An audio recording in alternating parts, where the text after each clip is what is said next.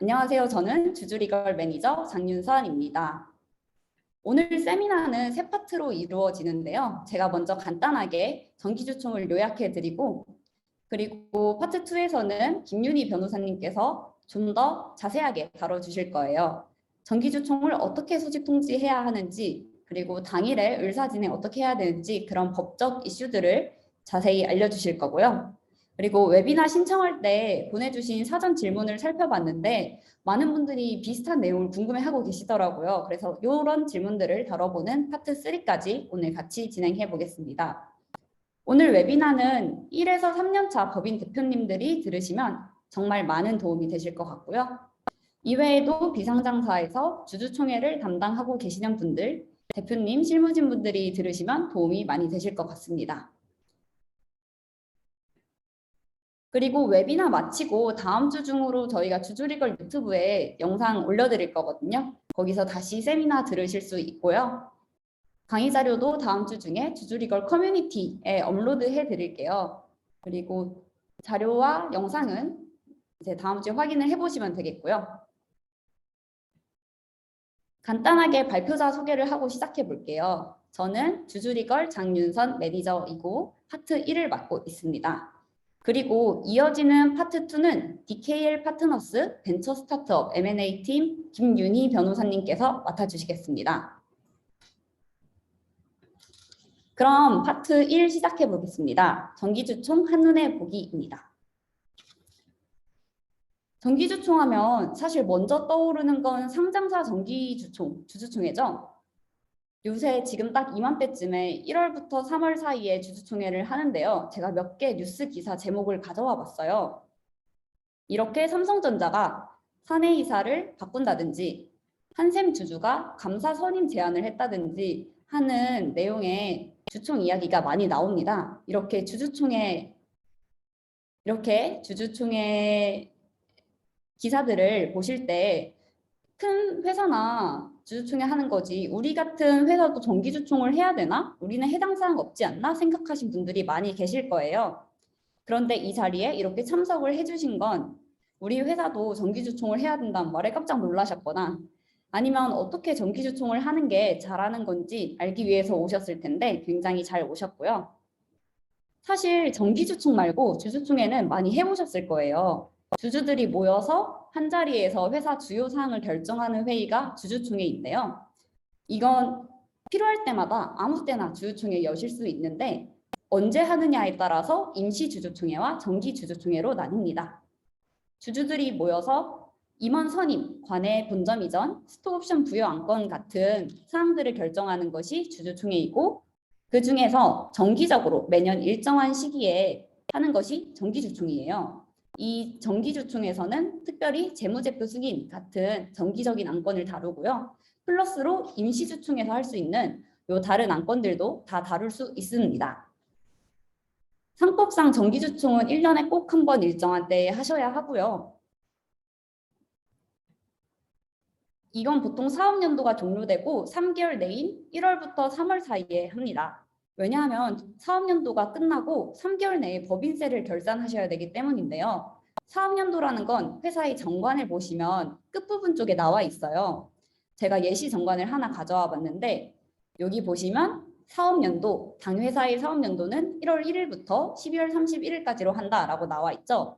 여기 참석하신 분들도 회사 정관을 보시면 사업연도가 나와 있으실 거예요. 이때부터 3개월 내에 법인세를 납부하셔야 되는데 이 법인세는 확정된 재무제표 기준으로 납부하시는 거예요. 그냥 재무제표 말고 확정된 재무제표는 주주총회에서 승인을 받으셔야 합니다. 그 다음에 법인세 신고 납부를 하셔야 하는 거고요. 그럼 이런 궁금증이 생기실 것 같아요. 법인세 내시느라 재무제표는 계속 만들었는데 지금까지 정기주총회 승인을 받은 적은 없다. 이게 문제가 될까? 이렇게 궁금해 하실 것 같아요. 비상장사가 정기주총을 안 하면 어떤 문제가 있는지 이런 질문을 주신 분들이 되게 많으셨는데 세 가지 단계로 나눠서 한번 답변을 드려볼게요. 창업 초기 단계, 투자자가 생겼을 때, 그리고 주주가 많을 때 이렇게 세 가지로 답변을 드려보겠습니다. 먼저 창업 초기 단계입니다. 시드 라운드를 하거나 1인 법인이신 분들, 주주 수가 적으신 분들을 말하는 거고요.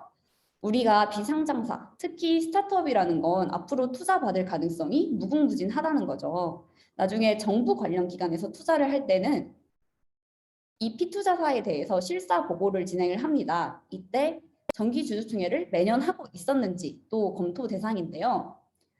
재무제표가 적법하게 승인되었는지를 체크하는 거예요. 물론 정기주총을 안 하고 있었다고 해서 투자가 무산되거나 그러진 않겠지만 창업 초기 단계 회사는 제가 뒤에 드릴 설명을 보면 정말 정기주총이 간단하거든요. 그래서 미리미리 준비해 주시는 걸 강력하게 추천드리고요.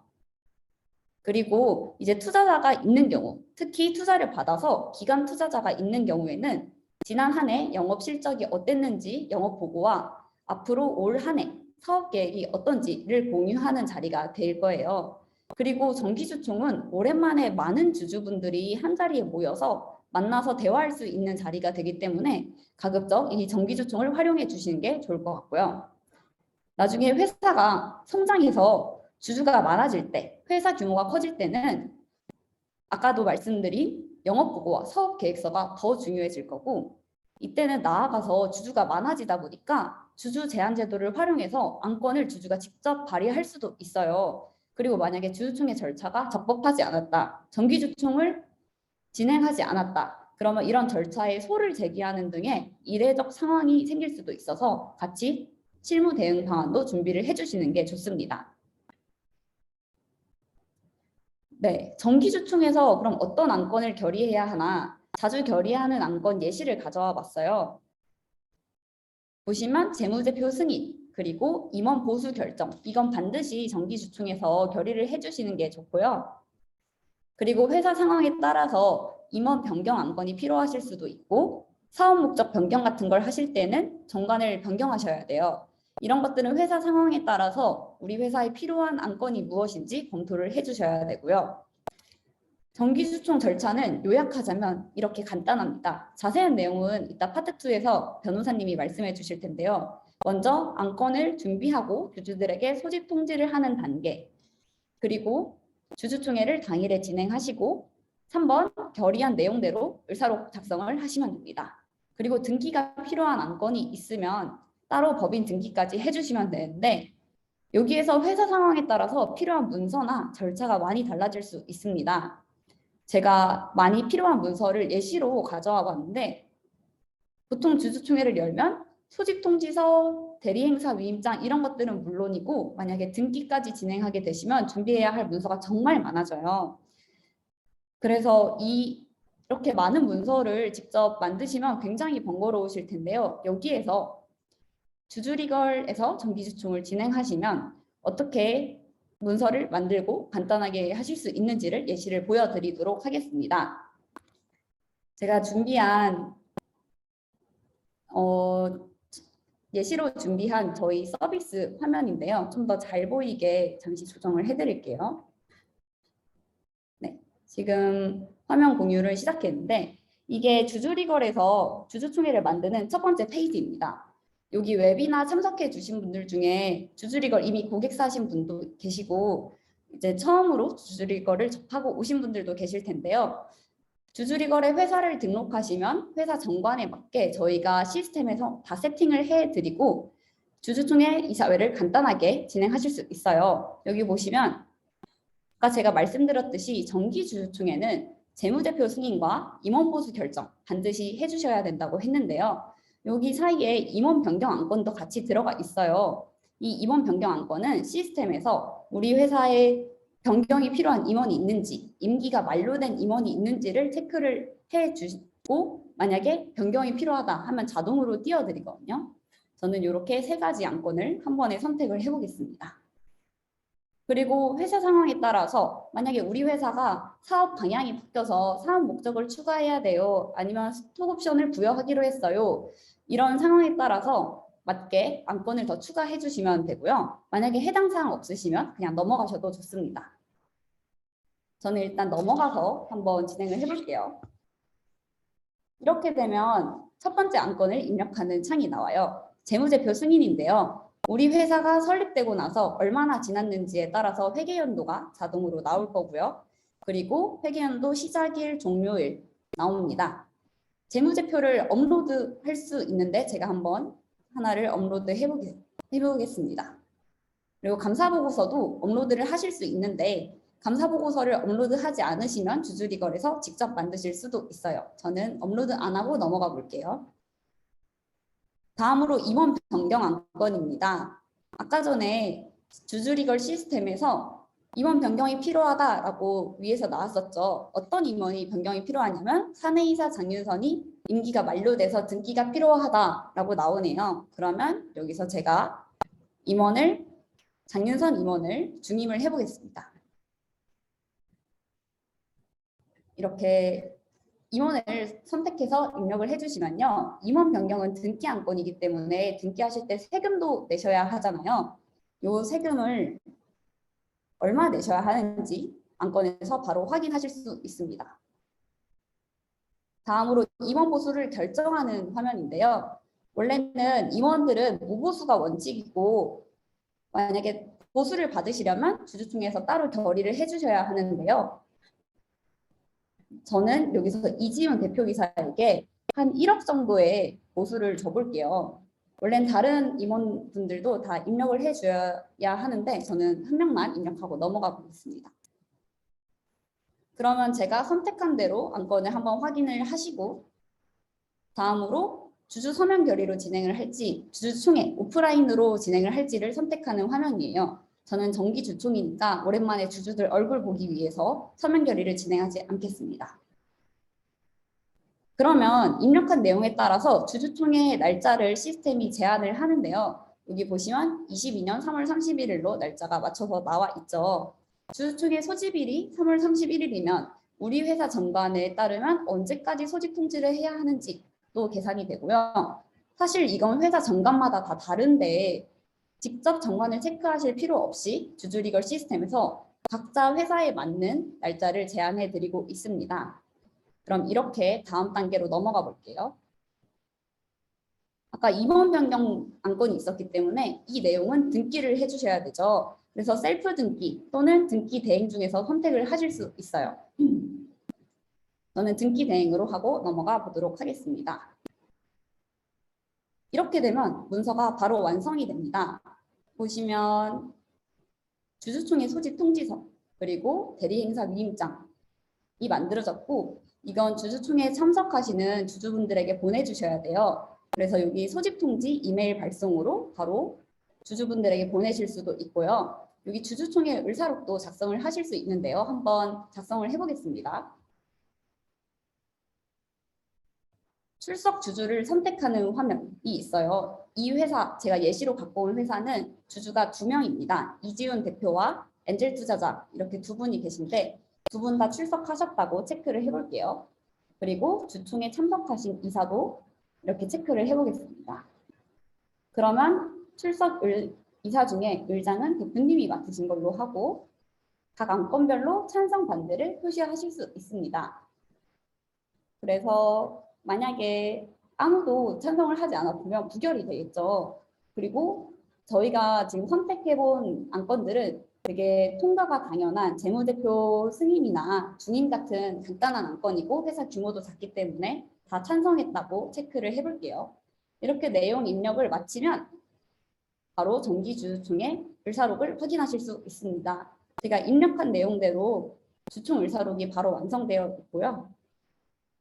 여기 밑에 보시면 참석해서 대표이사, 사내이사가 인감을 찍는 곳까지 마련되어 있어요. 여기서 도장을 찍으시고 회사에서 보관을 해주시면 됩니다. 아까 임원 변경 안건이 있었기 때문에 이건 등기도 해주셔야 되는데요. 이거는 등기 문서에서 확인하실 수 있어요. 공증 등기 문서에서 등기에 필요한 모든 문서까지 준비가 됩니다. 뭐 공증위임장이나 등기를 할 때 필요한 변경 등기 신청서 같은 것도 확인을 해주실 수 있고 중임 승낙서도 자동으로 만들어 보실 수 있습니다.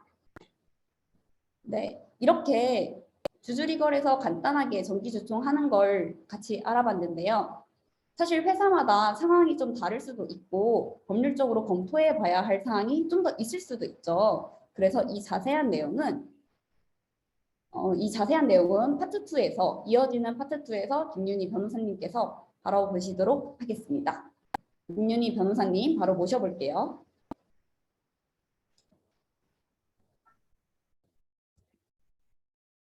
안녕하세요. 변호사 김윤희입니다. 정기주총 웨비나를 통해서 만나 뵙게 돼서 반갑습니다. 앞서서 장윤선 매니저님이 정기주총 전반적인 내용을 잘 말씀을 해주셨는데요. 저는 상법에 근거한 정기주주총회에 대해서 좀 더 세부적으로 알아보겠습니다.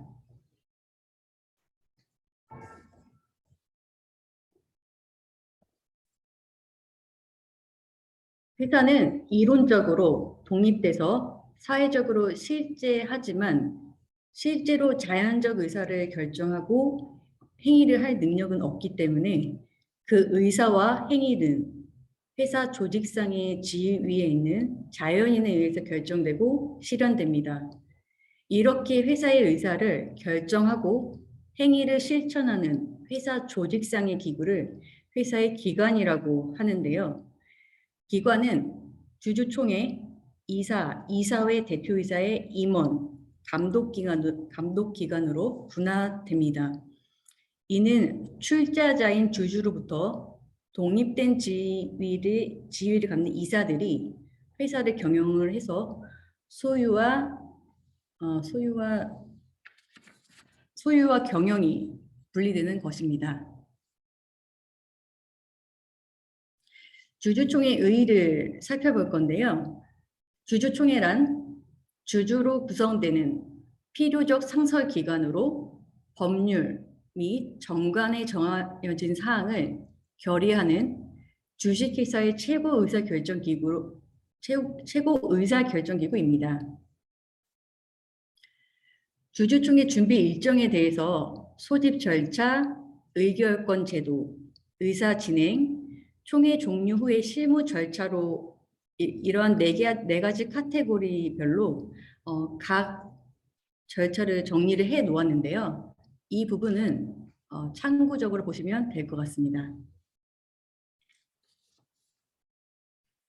지금부터 주주총회 소집 절차에 대해서 세부적으로 알아보겠습니다.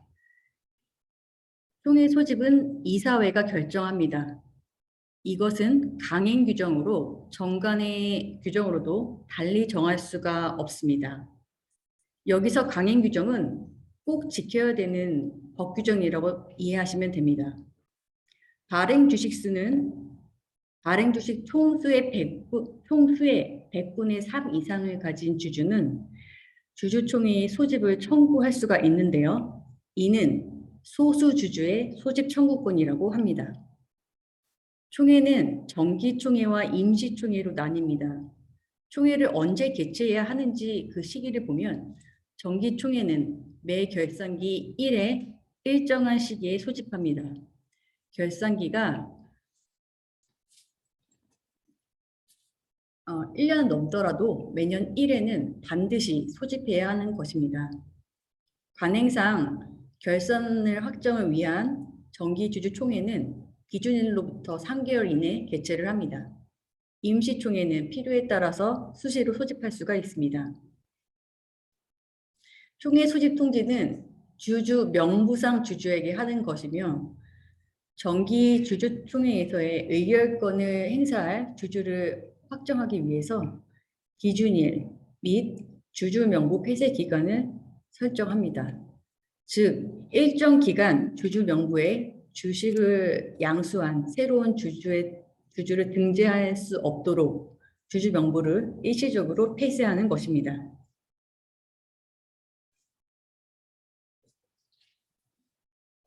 통지 방법으로는 주주에게 개별적으로 서면에 의해서 통지를 발송하여야 합니다. 주주의 동의가 있을 경우에는 전자문서에 의한 통지로 발송을 할 수가 있는데요. 이는 강행 규정으로 다른 방법으로는 허용되지 않습니다. 예를 들어서 구두로 알리거나 종업원인 주주에 대해서 문서로 회람하거나 안내 방송에 의해서 알리는 것은 허용되지 않습니다. 통지는 회의 2주 전에 하여야 합니다. 통지 내용으로는 회의일, 총회 장소, 회의의 목적사항을 기재해서 통지를 하여야 하는데요. 회사가 총회 소집의 통지를 게을리하거나 부적법하게 한 때에는 결의 취소 사유가 됩니다. 소집 통지에 대해서 주주 명부상 주주의 주소에 계속적으로 3년간 도달하지 아니한 경우에는 회사는 해당 주주에게 총회의 소집을 통지하지 아니할 수 있는데요. 이렇게 상법에는 장기간 불참 주주에 대해서 소집 통지 생략 제도를 정하고 있습니다. 상법은 자본금 총액이 10억 원 미만인 회사를 소규모 회사로 규정하고 있는데요. 상법상 주주총회의 소집 절차는 매우 엄격해서 소규모 회사로서는 그 준수 비용이 상당한 부담이 됩니다. 그래서 소규모 회사의 주주총회에 관해서는 주주총회의 10일 전에 각 주주에게 서면으로 통지를 발송하거나 각 주주의 동의를 받아서 전자문서로 통지를 발송할 수 있습니다. 더 나아가서 주주 전원의 동의가 있을 경우에는 소집 절차 없이도 주주총회를 개최할 수 있습니다. 소집 장소는 정관에 다른 정함이 없으면은 본점 소재지 인접한 지에서 소집하도록 규정되어 있는데요. 여기서 본점 소재지와 인접한 지의 범위는 동일한 생활권을 이루는 행정 단위로 파악해야 합니다. 상법에서는 서울특별시, 광역시, 시군을 상사거래의 동일 생활권으로 제시를 하고 있어서 이 총회 소집지에 대해서도 같은 유형이 적용됩니다.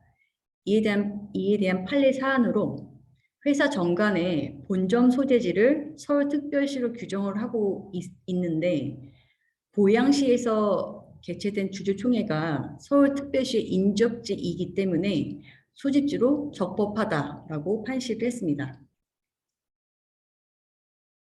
회의의 목적사항인데요. 회의의 목적사항은 통지서에 주주가 무엇을 결의를 하게 되는지를 알 수 있을 정도로 회의의 목적을 기재하면 충분한데요. 예를 들어서 이사 선임행권, 재무제표 승인에 관한 건 정도로 표시를 하면 됩니다. 다만 정관 변경이나 자본금 감소 등 특별 결의사항, 즉 가중된 의결 정족수를 요구하는 사항에 대해서는 주주총회를 소집할 때 결의할 사항의 주된 내용도 기재를 하여야 하는데요. 예를 들어서 정관 변경을 의안으로 한다면 변경 하액 규정과 변경될 내용 등이 표시되어야 합니다. 주주 제한은 의결권 있는 발행 주식 총수의 100분의 3 이상을 가진 소유한 주주가 회의에 안건을 추가할 것을 요구할 수 있는 제도인데요. 주주가 주주 제한권을 행사 시 절차를 보면 이 주주는 제한 내용을 직전 연도의 정기총회의 6주 전까지 이사에게 서면 또는 전자문서로 제출하여야 합니다. 이러한 주주 제한에 대한 회사의 조치를 보면 이사회는 주주의 제한 내용이 법령, 정관에 위반되는 사유가 없다면 주주총회의 목적사항으로 상정하여야 합니다. 또한 제안한 자의 요청이 있다면 주총에서 당의 의안을 설명할 수 있는 기회를 주어야 합니다. 이러한 주주 제안을 무시하고 한 결의는 결의 취소의 소의 대상이 되는 것입니다. 소집 절차상의 하자가 치유가 될 수 있을까? 소집 통지 기간을 준수하지 아니하였거나 아예 통지도 하지 않은 경우에는 이 하자가 일부 주주에게만 국한된 것이라면 이 당의 주주의 동의로 치유가 된다고 보아야 하고 통지 하자가 주주 전원에 대해서 존재하는 경우에도 주주 전원의 동의가 있다면 치유된다라고 보는 것이 판례의 입장입니다. 상법에 의결권 불통일 행사라는 것이 있는데요. 예를 들어서 10주를 가진 주주가 7주는 찬성표로 나머지 3개 주는 반대표로 사용하는 것입니다. 의결권을 행사하는 명의 이상의 주주가 배후에 이해관계를 달리하는 다수의 실질 주주를 두고 있는 경우 실질 주주의 의사를 반영하기 위해서 이같이 분리 행사할 실익이 있어서 상법이 인정하는 것인데요. 이는 위탁 매매인이 위탁자의 주식을 갖고 있는 경우를 생각하시면 될 것입니다. 의결권의 대리 행사에 대해서 보면 상법은 명문의 규정으로 의결권의 대리 행사를 허용합니다. 이는 주주의 의결권 행사를 편의롭게 하기 위한 것이므로 회사 정관 규정으로도 의결권의 대리 행사를 금지할 수는 없습니다. 주주의 대리인은 대리권을 증명하는 서면을 총회에 제출하여야 하는데요. 보통 위임장을 제출합니다. 대리권을 증명하는 서면은 원본이어야 하고 사본을 제출해서는 안 됩니다. 판례는 정관으로도 대리권 행사 요건을 강화할 수가 없어서 주주가 원본인 서면으로 대리권을 증명한 이상 그 외에 신분증의 제시나 다른 신원 확인을 요구하는 것에 대해서는 위법하다고 보고 있습니다. 대리인의 수권의 범위를 보면 특정 총회에서의 대리권을 수여하면 족하고 개별 의안별로 명시해서 수권할 필요는 없습니다. 총회 소집의 철회나 변경이 가능한데요. 다만 주주에게 철회나 변경 사항을 사전에 충분히 숙지할 수 있도록 알려야 합니다. 의사 진행에 대해서 보면요. 총회에서는 의사 진행을 맡을 의장이 있어야 합니다. 보통 정관에서는 대표이사가 의장이 되는 것으로 정하고 있는데요. 의장은 출석 주주의 확인, 개회의 선언, 주주의 발언의 정리, 동의 처리, 표결의 실시, 이러한 찬반표의 점검과 가결 또는 부결의 선언, 회의 선언 등의 이러한 일체의 절차를 관장합니다. 이를 의장의 의사 정리권이라고 하는데요. 또 의장은 총회장에서 고의로 의사 진행을 방해하면서 현저하게 질서를 혼란케 하는 자에 대해서 발언의 정지 또는 퇴장도 명할 수가 있습니다. 이는 의장의 질서 유지권입니다. 의장의 책임을 보면 의장과 회사의 관계가 위임에 준하므로 주주총회에서 언제든 의장을 해임할 수 있습니다. 주주 질문권과 임원의 설명 의무가 있는데요. 주주가 의결권을 합리적으로 행사하기 위해서는 회사의 업무에 대해서 구체적인 정보를 필요로 할 텐데요. 그래서 총회에서 임원에 대해 일정 사항에 관한 설명을 요구할 필요가 있습니다. 이에 주주 질문권과 이에 대한 임원의 설명 의무가 있는 것입니다. 정당하게 행사된 주주의 설명 청구를 무시한 경우 당의 주주가 관련 임원 및 회사에 대해서 손해배상 청구를 한 경우 그 손해배상 청구를 인정한 하급심 판결도 있습니다. 결의 정족수에 대해서 볼 건데요. 주주총회 결의는 주주들의 표결을 통해서 형성된 주주총회의 의사표시입니다. 주주총회의 보통 결의는 상법 또는 정관의 다른 정함이 없다면 출석한 주주의 의결권 과반수와 발행 주식 총수의 4분의 1 이상의 수로서 하여야 합니다. 특별 결의는 출석한 주주의 의결권의 3분의 2 이상의 수와 발행 주식 총수의 3분의 1 이상의 수로서 하는 결의입니다. 여기서 발행 주식 총수 4분의 1과 발행 주식 총수 3분의 1 이상을 요구하는 것은 이 인원조차 이 인원조차 충족되지 않는다면 결의 자체가 성립을 할 수가 없습니다. 그래서 이거를 성립 정족수라고 합니다. 특별 결의는 상법에서 회사의 구조적인 변화를 가져오는 사안이나 정관 변경 결의 등에 대해서 예외적으로 가중된 특별 결의를 요구를 하고 있습니다. 특수 결의는 의결권 없는 주식을 포함해서 총 주주의 동의를 요하는 결의인데요. 발기인의 회사 설립에 관한 손해배상 책임을 면제하거나 이사 또는 집행임원, 감사, 청산인이 회사에 대해서 지는 손해배상 책임을 면제하는 경우나 유한해서로 조직 변경을 하는 것이 총 주주의 동의를 요하는 특수 결의 사항입니다. 결의 방법에서 의결의 정형성이라는 것이 요구되는데요. 반드시 주주총회가 소집된 회의 장소에서 출석 주주 전원의 의사를 동시에 묻는 표결 과정을 거쳐야 하는데요. 주총 결의는 다수인이 이해를 갖는 단체 법률 관계를 다루기 때문에 의사의 형성에는 절차가 엄격해야 하기 때문입니다. 주주총회 장외 혹은 사전 투표를 한 경우에는 주총의 적법한 결의가 아닌 것으로 보는 판결이 있습니다. 총회에서의 표결 방법에 관해서는 상법에 규정한 바가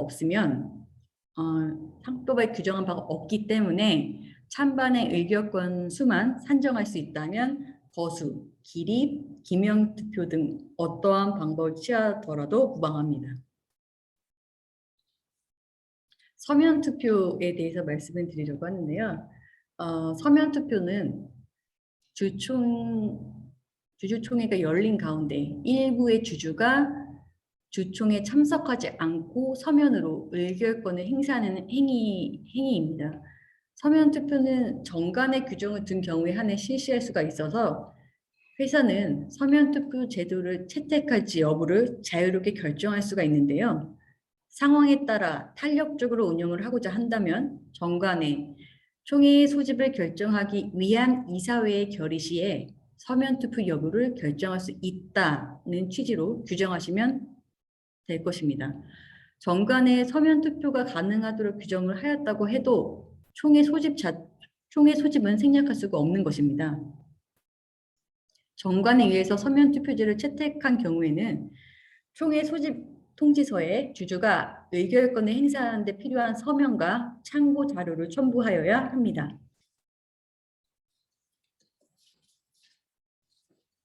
서면으로 의결권을 행사할 주주는 회사가 보낸 의결권을 행사할 서면에 찬반의 의사를 표기해서 회사에 제출을 하여야 하는데요.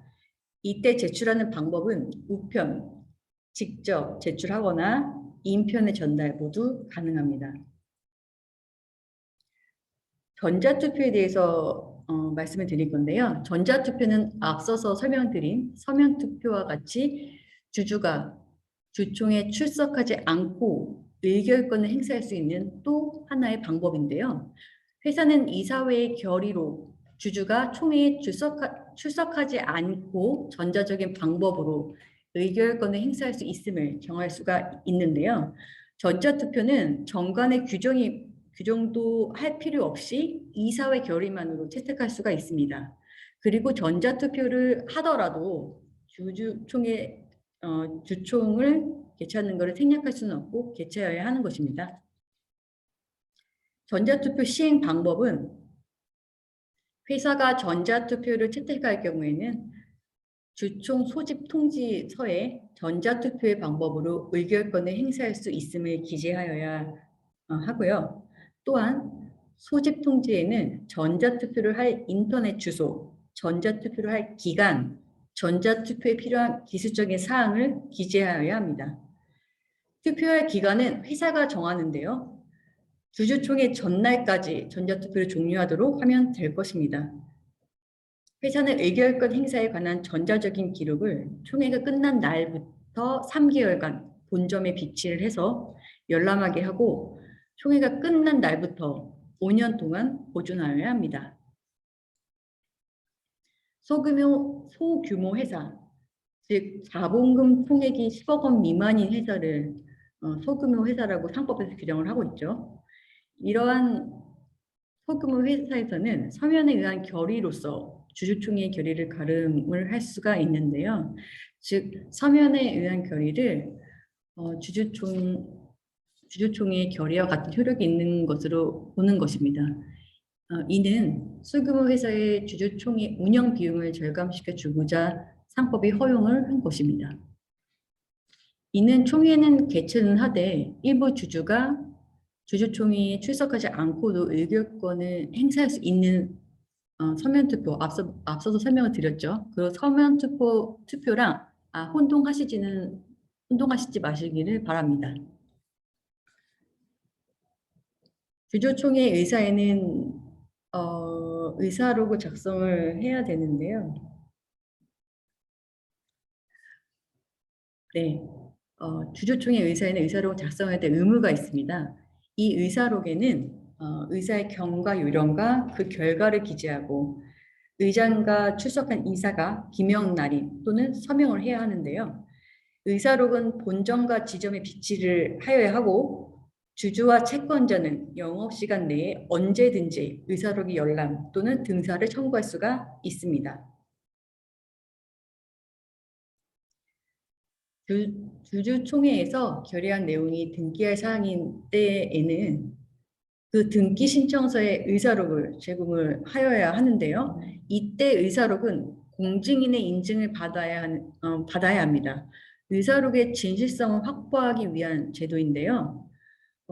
그렇기 때문에 공증인은 의사록에 기재된 결의 절차와 내용이 진실에 부합하는가 여부를 확인하여야 합니다.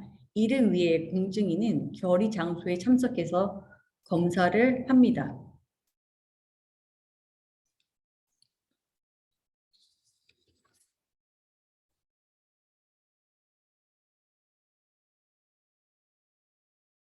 결의의 성립과 효력 발생 시기에 대해서 말씀을 드릴 건데요. 결의의 효력도 결의의 성립과 동시에 발생하지만 총회의 결의로 효력을 발생 시기를 총회의 결의로 효력 발생 시기를 별도로 정할 수는 있어요. 결의 내용이 이사의 선임과 같이 등기를 필요로 하는 내용일 수도 있는데요. 이 경우에는 결의가 이루어진 때에 효력이 발생을 하고 등기에 의해서 효력이 발생하는 것은 아닙니다. 정관 변경 결의도 같은데요. 원시정관인 경우에는 공증인의 인증에 의해서 효력이 발생하지만 설립 후 정관은 주총의 특별 결의로 바로 유효하게 변경됩니다. 주주총회 결의 하자에 대해서 보면 단체 법률 관계의 불안정을 초래를 해서 다수인의 이익을 해하게 될 수 있다는 이유로 상법은 결의 효력을 부정할 원인이 되는 하자의 유형을 법정하고 있고 원칙적으로 소송 제기만으로 주장을 할 수 있게 합니다. 하자 유형에 따라서 취소해소, 무효 또는 부존재 확인해소, 부당 결의 취소, 변경해소로 소의 종류를 법정을 하고 있고요.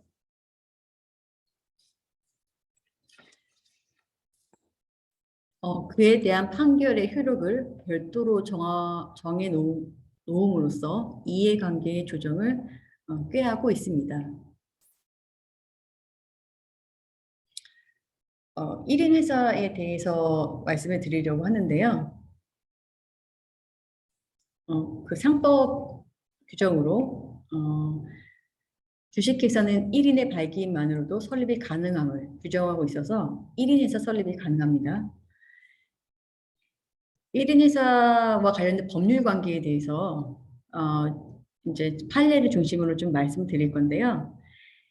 1인 회사의 주주총회 운영을 하는 데 있어서 소집 결의에 하자가 있다. 이 경우에는 1인 주주가 참석을 해서 이의 없이 결의를 한다면 적법한 주주총회 결의가 있다고 보고 있습니다.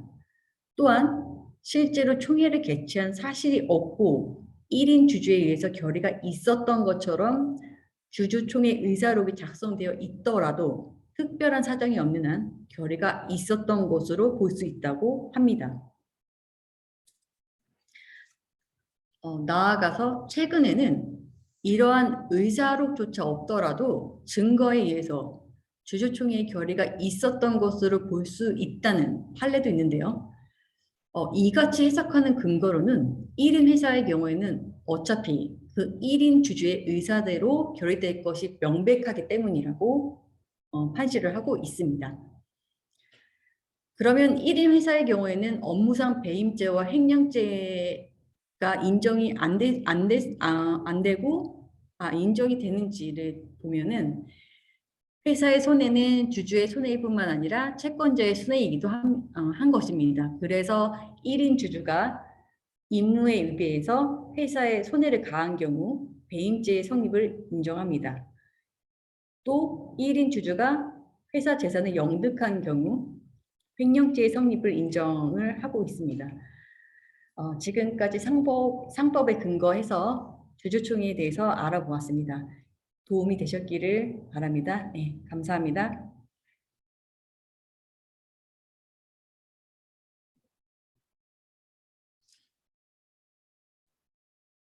네, 파트투 김윤희 변호사님께서 감사하게 정기주총 디테일에 대해서 너무 깔끔하게 정리를 해주셨어요. 이렇게 저희가 준비한 강의 세션은 끝났는데요. 실시간으로 주셨던 댓글은 저희가 지금부터 답변 달아드릴 거고요.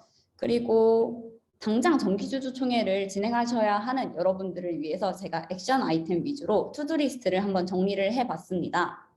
같이 한번 살펴볼게요. 먼저 우리 회사가 결의해야 하는 안건을 체크해 보셔야겠죠. 재무제표 승인과 임원 보수 결정은 꼭 해주시는 게 좋고요. 회사 상황에 따라서 임원을 선임하거나 사업 목적을 바꾸는 정관 개정, 스톡옵션 부여 같은 안건들을 해주시면 될 것 같고요. 그리고 재무제표 승인도 해야 하니까 준비를 미리미리 재무제표를 받아두시는 게 좋을 것 같습니다.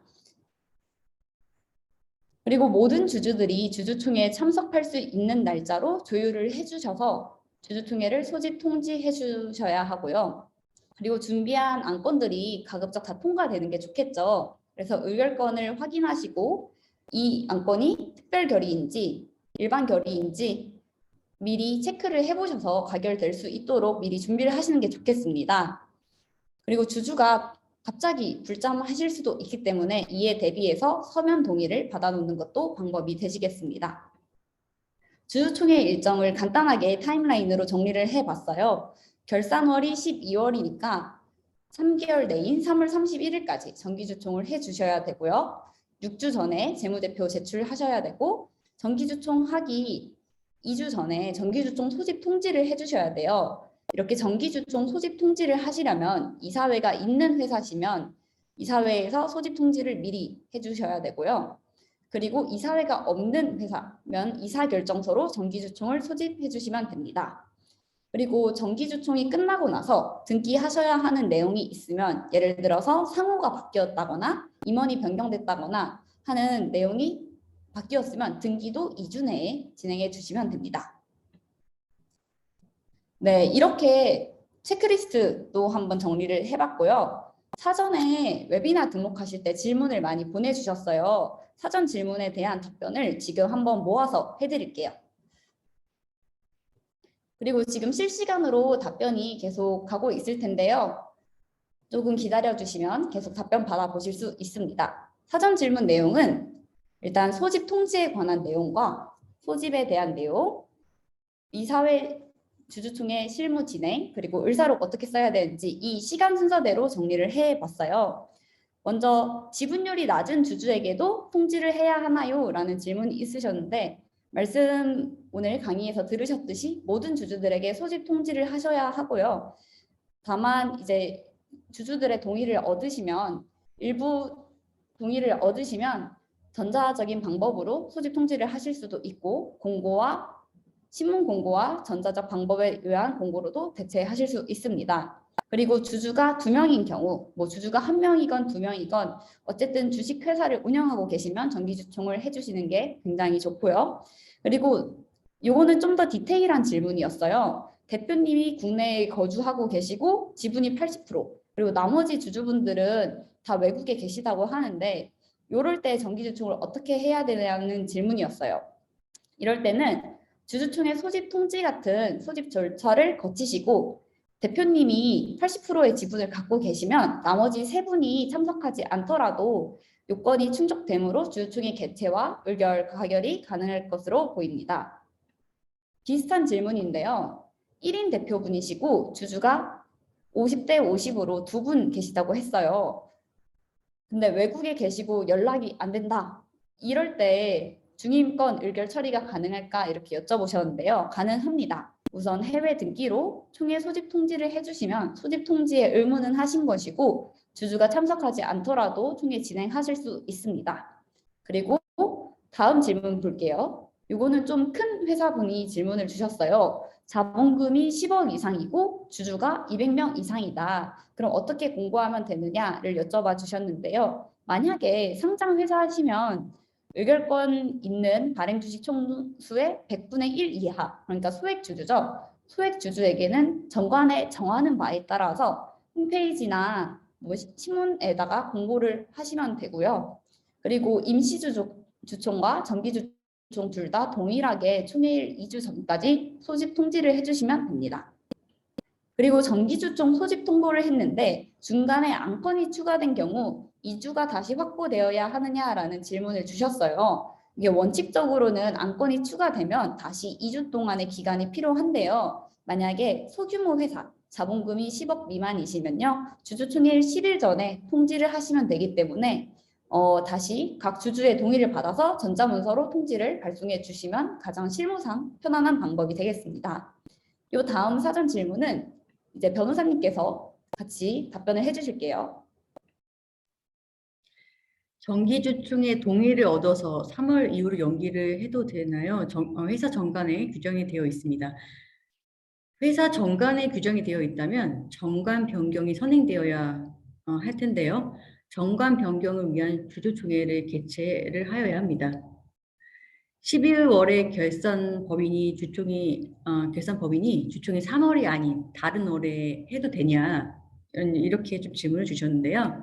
정기 주주총회는 매 결산기 1회 일정한 시기에 소집을 하면 되는데요. 결산기가 1년 넘더라도 매년 1회는 반드시 소집을 해야 되는 것이고 3월에 주총에서 확정된 재무제표를 제출해야 하는 상황이 아니라면 다른 월에 하셔도 괜찮습니다. 상법에서 정한 기한을 놓치거나 상법사항을 위반했을 때 대처 방법을 또 궁금해 하셨는데요. 이게 조금 추상적이어서 제가 예를 들어서 말씀드리면 상법에서 정한 총회 소집 통지서 발송의 2주 기간을 지키지 않았다. 이에 대해서 문제를 삼고자 한다면 주주가 주총 절차에 문제가 있어서 주총 결의 취소 소송을 제기를 할 수가 있고요. 해당 소송에서 총회 소집 절차 위반이 확인이 되면 이사에게 과태료 500만 원이 부과될 수가 있습니다.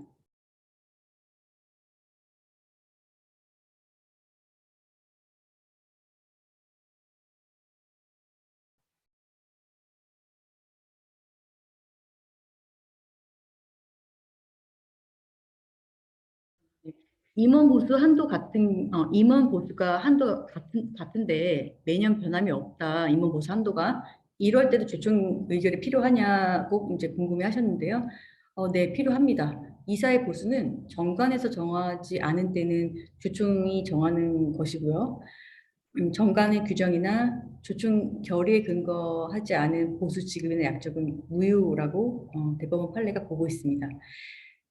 주총을 하고 바로 회의록 작성해서 도장을 받는지 아니면 회의록 작성하는 동안 주주들은 그냥 마냥 기다리고 있어야 되는 건지를 궁금해 하셨는데요. 주주분들은 회의록에 서명 날인을 하지 않으셔도 됩니다. 의장이랑 출석한 이사만 기명 날인이나 서명을 하시면 되는 거니까요. 주주분들은 기다리지 않으셔도 됩니다. 투자한 회사의 운영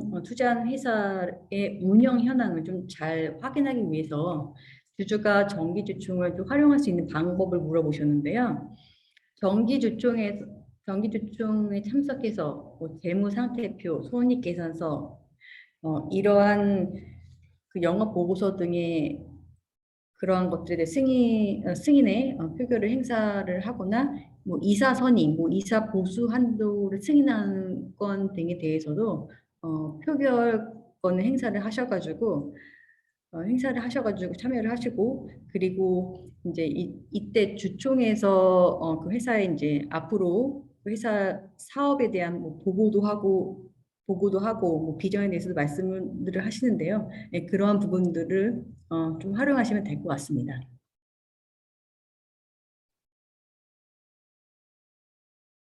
네. 네, 지금 사전 질문으로 주신 답변들은 어느 정도 정리해서 전달해 드렸는데요. 지금도 라이브 채팅에서 질문을 많이 주시고 계세요. 저희 스태프분이 답변을 계속 주시고 계신데 질문이 굉장히 많아서 이번 시간에 다 커버하기는 어려울 것 같고 이 세미나가 끝나더라도 저희 주주리걸 커뮤니티에서 질문을 남겨주시면 이 커뮤니티에는 저희 변호사분들과 세무사분들이 계셔서 더 전문적으로 답변 드릴 수 있으니까 참고해 주시고요. 그리고 제가 아까 공유 드린 것처럼 정기주총 준비를 주주리걸에서 간단하게 준비하실 수 있으니까 꼭 주주리걸 가입해서 써보시면 좋을 것 같아요. 네, 그리고 다시 한번 안내 말씀드리자면 시작할 때도 말씀드렸지만 오늘 진행한 세미나 영상은 저희가 간단한 편집을 해서 다음 주 주주리걸 유튜브에 올려드릴 예정이고요. 이 세미나 자료도 주주리걸 커뮤니티에 올려드리겠습니다. 그리고 지금 질문 나오는 내용들도 이제 많은 분들도 다른 분들도 궁금해하실 것 같은 내용은 이 자료 배포할 때 같이 정리해서 전달 드리겠습니다.